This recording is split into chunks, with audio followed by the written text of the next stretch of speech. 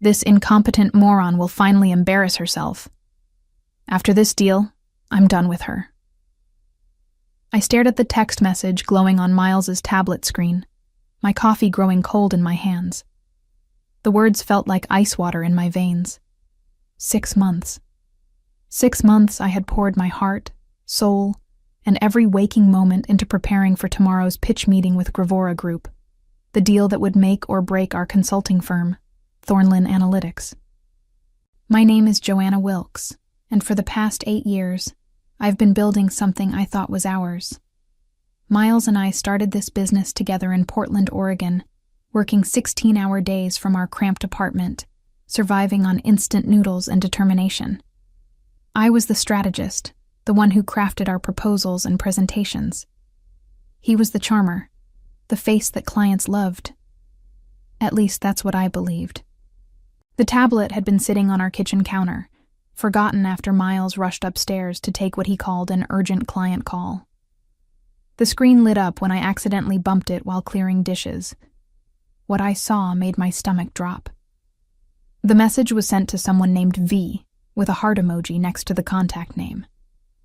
Victoria, his assistant, the woman who'd been working late with him far too often these past few months. I scrolled up through their conversation, my hands trembling. Months of messages, intimate jokes, plans for after the divorce, detailed discussions about how they would push me out of the business once this Gravora deal was secured. How he'd been telling potential investors that I was just the background support while he was the real brains behind the operation. The cruelest part, they'd been laughing about my dedication, about how hard I'd been working on this presentation, staying up until 3 a.m. perfecting every slide, rehearsing every talking point, about how I had no idea what was coming. Baby, you should see her scrambling around, thinking this is her big moment, one message read. She has no clue that tomorrow is the day I finally get rid of the dead weight. Victoria had responded with laughing emojis and a message that made my blood boil. Can't wait to celebrate afterward. Just you and me running the show. I heard Miles's footsteps on the stairs. Quickly, I placed the tablet exactly where I'd found it and pretended to be loading the dishwasher. My mind was racing, but my face remained calm. 8 years of marriage to a manipulator had taught me how to hide my emotions when I needed to. Everything okay down here? Miles asked, wrapping his arms around me from behind. His touch, which once brought comfort, now felt like a snake coiling around my shoulders. Perfect, I said, leaning back against him with a smile that could have won an Oscar. Just thinking about tomorrow. I'm so excited about our presentation. He squeezed me tighter. Our presentation. That's right, sweetheart. We're going to crush it together. Together. What a beautiful lie. The next morning arrived with deceptive normalcy. I woke at 6 a.m. as always, went through my usual routine of yoga and meditation, then headed to our home office to do final prep work. Miles was already there, looking fresh and confident in his navy suit, the one I'd bought him for our anniversary last year. Big day, he said, not looking up from his laptop. Are you feeling ready? More than ready, I replied, settling at my desk. The presentation was loaded on both our computers, backup copies saved to the cloud. Every slide was perfect, every statistic verified, every argument bulletproof. I'd spent the last 6 months researching Gravora Group's pain points, their competition, their growth projections. This wasn't just a pitch. It was a surgical strike designed to address every concern they might have. What Miles didn't know was that I'd also spent the early morning hours making some additional preparations. A quick call to my divorce attorney, Rebecca Hayes, whom I'd worked with on several client cases. A discreet email to our accountant requesting copies of all business financial records. And most importantly, setting up a recording app on my phone. I'll make us some coffee, Miles announced around 9 a.m. The meeting was scheduled for 10:30 a.m. via video conference. Gravora Group's leadership team would be joining from their headquarters in Seattle, along with their legal counsel and 3 potential investors. I watched him move around our kitchen with the same easy confidence he'd always had. He was handsome. I'd give him that. Dark hair with just enough gray at the temples to look distinguished, green eyes that could charm anyone, a smile that had convinced me to trust him with my heart and my future. But this morning, I saw him differently. The way he hummed while he worked. Was he actually happy about what he was planning to do to me? He returned with 2 matching black mugs, his and hers coffee cups we'd bought during our honeymoon in Italy.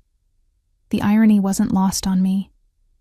"Here you go, honey," he said, setting my mug down with extra care. "Drink up. You'll need the energy." The coffee looked and smelled normal, dark roast, just how I liked it. But his smile was too sweet, too deliberate. I took a small sip and watched his face. Was that satisfaction I saw flash across his features? "Thank you," I said warmly. "You always take such good care of me." His phone buzzed. Victoria, no doubt. "I need to use the bathroom quickly before we start," he said, already moving toward the hallway. "Can you pull up the presentation? I want everything ready to go." The moment he disappeared, I sprang into action. I switched our mugs with practiced efficiency, placing his in front of my computer and mine in front of his. Then I settled back into my chair, pulled up the presentation, and waited. When he returned, he sat down without glancing at the mug, took a generous sip of what he thought was his untainted coffee, and smiled at me with perfect, oblivious satisfaction. The meeting was about to begin, and so was his downfall. At exactly 10:30 a.m., our computer screen filled with faces. Harrison Webb, Gravora Group's CEO, appeared in the main window, a distinguished man in his 60s with sharp eyes that missed nothing. Beside him sat Jennifer Coleman, their chief operating officer, and Thomas Rivera, their head of business development. 3 additional windows showed the potential investors Miles had been courting for months. "Good morning, everyone," Harrison said, his voice clear through our speakers. "We're excited to hear what Thornlin Analytics has prepared for us today." Miles straightened in his chair, his confident smile firmly in place. "Thank you for this opportunity, Harrison. Joanna and I have been working tirelessly to create something we believe will transform your operational efficiency." I noticed he emphasized Joanna and I, making sure to position himself as the leader. But as he reached for his coffee mug to take another sip, I caught something else. A slight tremor in his hand. "Interesting. Before we begin," I interjected smoothly, "I want to acknowledge what an honor this is. Gravora Group's reputation for innovation precedes you, and we're thrilled to potentially partner with an organization that shares our commitment to excellence." The investors nodded approvingly. This was exactly the kind of respect and professionalism they expected. Miles shot me a quick glance. Was that irritation? Or was the substance he'd intended for me already beginning to affect him? "Shall we dive in?" Miles asked, clicking to the first slide. "Our analysis indicates—" He paused, blinking hard. "Our analysis indicates that Gravora Group faces 3 primary challenges in the current market landscape." His voice was still strong, but I noticed he was speaking more slowly than usual. Harrison leaned forward slightly, his attention fully focused. These were sharp business people. They'd notice any sign of weakness or unprofessionalism. "The first challenge," Miles continued, "is operational redundancy across your regional offices. Our research shows—" Another pause. He rubbed his temple with his free hand while reaching for his coffee with the other. "Shows that you could achieve 18% greater efficiency through streamlined processes." I watched the investors' faces.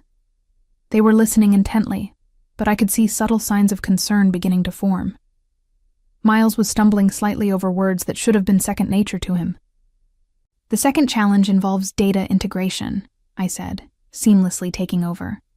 "Your current systems operate in silos, which creates delays in decision-making and reduces your competitive advantage." As I spoke, Miles took another long drink from his mug. The irony was exquisite. He was essentially poisoning himself with his own treachery. But I kept my expression neutral, professional. This had to look natural. Miles, would you like to elaborate on the technical aspects? I asked sweetly. He blinked several times, clearly trying to focus. Yes, absolutely. The technical aspects they're quite complex, but essentially... His words were beginning to slur almost imperceptibly. Harrison's eyebrows rose slightly. In the business world, this kind of unprofessional behavior during a critical presentation was career suicide. And Miles was about to make it much, much worse. Miles? Jennifer Coleman's voice cut through the silence as my husband stared blankly at the screen, his mouth slightly open. 20 minutes had passed since the meeting began, and what had started as subtle confusion was now becoming impossible to ignore. I'm sorry, Miles said, shaking his head vigorously. There's something. He reached for his coffee again, taking another gulp as if it might clear his head. The substance, whatever it was working exactly as he'd planned it to work on me. The data integration challenges are significant. That was when Harrison Webb's expression shifted from polite attention to genuine concern. Mr. Wilkes, are you feeling all right? Perhaps we should reschedule if you're not well. I saw my opening. Harrison, if I may, I said, my voice calm and professional. Miles has been pushing himself extremely hard to prepare for this presentation. He was up until 4 a.m. last night making final adjustments. Perhaps I should take over while he collects himself. It was a masterful move. I appeared caring and professional while subtly suggesting that Miles's behavior was due to exhaustion rather than incompetence. But more importantly, I was positioning myself to salvage what he was destroying. That would be appreciated, Thomas Rivera said from his window. We're very interested in hearing the full proposal. Miles tried to protest. No, I'm fine. I can... But as he attempted to stand, he swayed slightly and had to grip the edge of the desk. The investors exchanged glances that spoke volumes. Please, darling, I said, standing and gently placing my hand on his shoulder. Let me handle this. You've done so much work already. To the camera, I added, I know every detail of this proposal as well as Miles does. We've been true partners in developing this strategy. What I didn't mention was that I had developed 90% of it myself. Miles had been the presentation face, but I'd been the brains behind every analysis, every recommendation, every innovative solution we were proposing. I smoothly transitioned to the next slide. As I was saying, your data integration challenges create a ripple effect throughout your entire operation. Our analysis of your Q3 reports shows that information delays cost you approximately $3 million in missed opportunities. Now I was in my element. This was what I'd been born to do. Take complex business problems and create elegant, profitable solutions. As I spoke, I watched the investors' faces transform from concern to interest to genuine excitement. Furthermore, I continued, clicking to a detailed chart I'd spent weeks perfecting, our proposed implementation timeline would have you seeing measurable results within 90 days, with full optimization achieved in 6 months. Harrison leaned back in his chair, clearly impressed. These metrics are quite ambitious, Mrs. Wilkes. How confident are you in these projections? Completely confident, I replied, without hesitation. We've modeled these scenarios using data from 3 comparable companies, and in each case, our methods exceeded projected outcomes. Behind me, Miles was trying desperately to regain his composure. He'd managed to sit back down, but his face was pale, and he was blinking repeatedly as if trying to clear his vision. The substance he'd intended to humiliate me with was systematically destroying his credibility instead. This is impressive work, Jennifer Coleman said. The depth of analysis is exactly what we'd hoped to see. Thank you, I said, genuinely pleased. This project represents months of research and strategic thinking. We understand that you have multiple consulting firms competing for this contract, which is why we've gone far beyond surface-level recommendations. As I spoke, I noticed one of the investors, Margaret Torres from Calden Moore Partners, taking notes furiously. That was always a good sign. In my peripheral vision, I could see Miles fumbling with his coffee mug again, clearly confused about why he was feeling worse instead of better. The beautiful irony wasn't lost on me. He'd planned to watch me humiliate myself, to use my supposed failure as justification for pushing me out of our business. Instead, he was witnessing my finest professional moment while experiencing the very fate he'd intended for me. But this was only the beginning. The best part was yet to come. If we could move to the implementation timeline, I said, advancing to slide 12. You'll see that we've broken the project into 3 distinct phases, each with measurable milestones and success metrics. Harrison Webb nodded approvingly, but his attention kept drifting to Miles, who was now gripping the arms of his chair as if the room were spinning. Mr. Wilkes, are you certain you don't need medical attention? This was the moment I'd been waiting for. You know what? I said, as if the idea had just occurred to me. Miles, why don't you step away for a few minutes? Get some fresh air, maybe splash some water on your face. I can handle the rest of the presentation. Miles looked at me with confusion and... was that fear? He was beginning to realize that something was seriously wrong, but he couldn't figure out what. Yes, maybe that's a good idea, he mumbled, struggling to stand. As he left the room, swaying slightly, I turned back to the camera with a concerned but professional expression. I apologize for the interruption. My husband has been under tremendous pressure lately. He's incredibly dedicated to this project. Of course, Jennifer Coleman said kindly. Please continue. This presentation is fascinating. And continue I did. Without Miles's presence, I felt a freedom I hadn't experienced in years. This was my work, my expertise, my moment to shine. I moved through the remaining slides with precision and passion, addressing every question with detailed knowledge that clearly impressed our audience. Your competitive analysis is particularly thorough, Thomas Rivera commented. How did you obtain such detailed insights into Gravora Group's market position? 3 months of deep research, I replied honestly. I personally interviewed 15 industry experts, analyzed 5 years of market data, and conducted focus groups with your target demographic. This isn't theoretical. It's based on real-world intelligence. I could see the excitement building in their faces. These were business people who appreciated thoroughness, and I'd given them exactly what they were looking for. My phone, which I'd set to record at the beginning of the meeting, was capturing everything. Not just the presentation, but also Miles's gradual deterioration and my seamless takeover, evidence that would be crucial for what came next. Mrs. Wilkes, Harrison said as I approached the final slides. This level of preparation is exceptional. How long have you been developing these strategies? I've been working on variations of this approach for over 2 years, I said. When we learned about the opportunity to work with Gravora Group, I adapted and refined these concepts specifically for your needs. What I didn't mention was that Miles had contributed virtually nothing to the strategic development. He'd been focused on schmoozing potential clients at expensive dinners, while I'd been doing the actual work of building our business. The financial projections are compelling, Margaret Torres interjected, but implementation is where most consulting projects fail. How do you ensure successful execution? I smiled. This was where I truly shined. Accountability is built into every phase.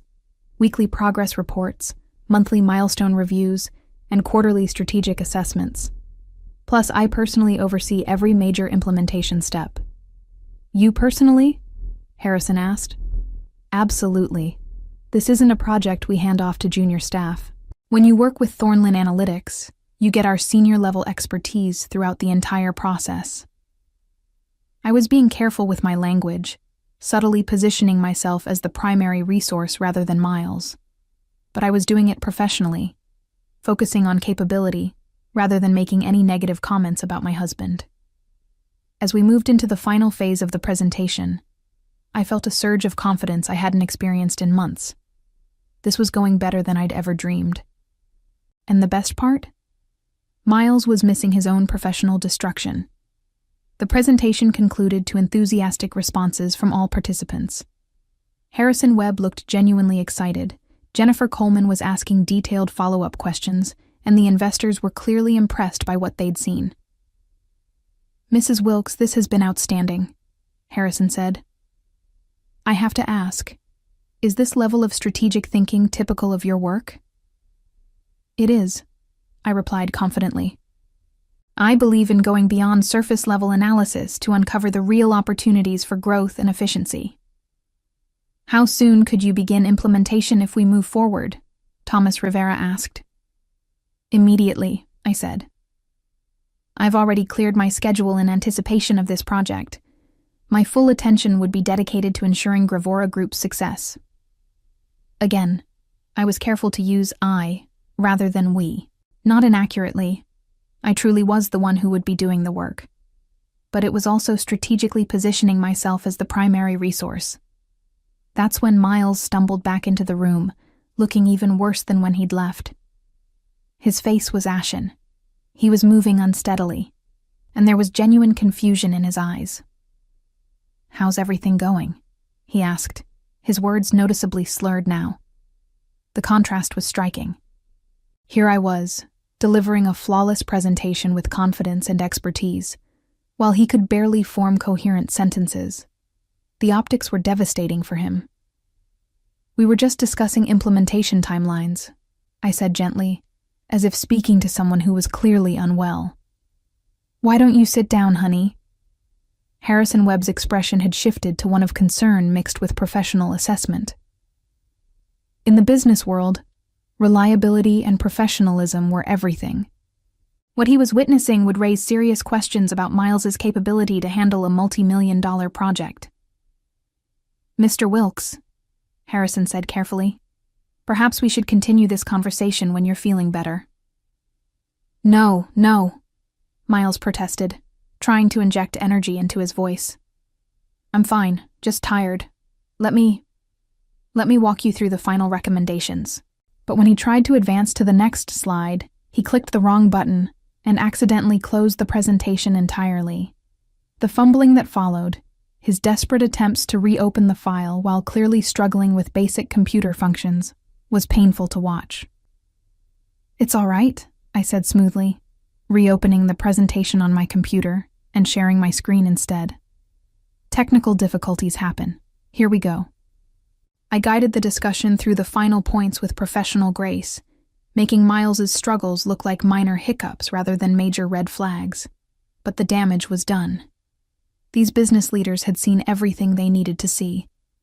As the meeting wound down, Harrison made a comment that sent chills down my spine. "Mrs. Wilkes, your expertise is exactly what we're looking for. We'll be in touch very soon with our decision." Not your company's expertise. Not Thornlin Analytics' expertise. My expertise. After we ended the call, Miles slumped in his chair, looking confused and exhausted. "What happened?" he asked. "I felt fine this morning, and then—" "You've been pushing yourself too hard," I said with false sympathy. "Maybe you should go lie down. I'll handle any follow-up with the clients." As he struggled to stand and make his way to our bedroom, I sat alone in our office, contemplating what had just occurred. The meeting had gone better than I'd ever imagined.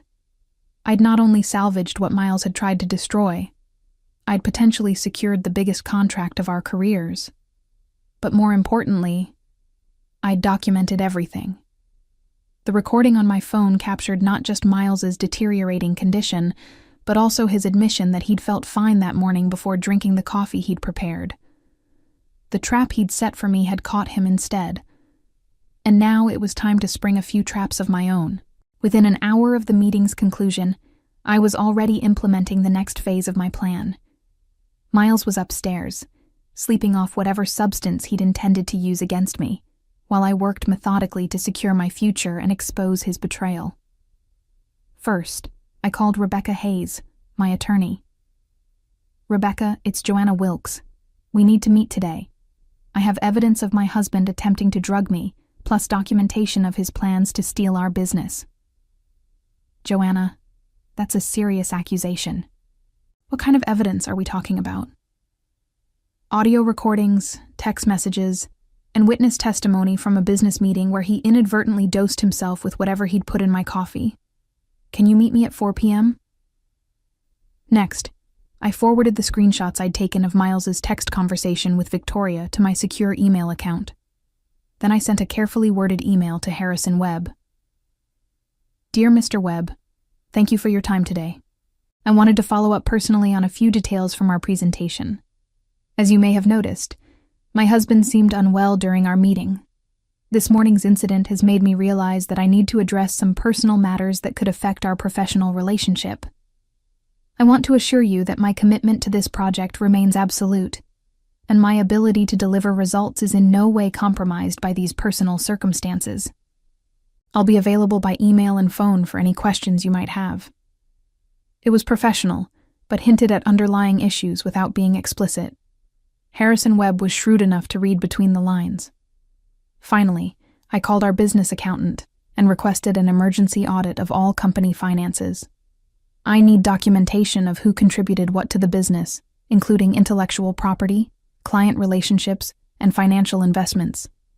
By 3 p.m., I'd also visited our bank and opened a separate business account in my name only, transferring the funds I could prove I'd personally contributed to the company. The intellectual property rights were trickier, but Rebecca would help me sort through those.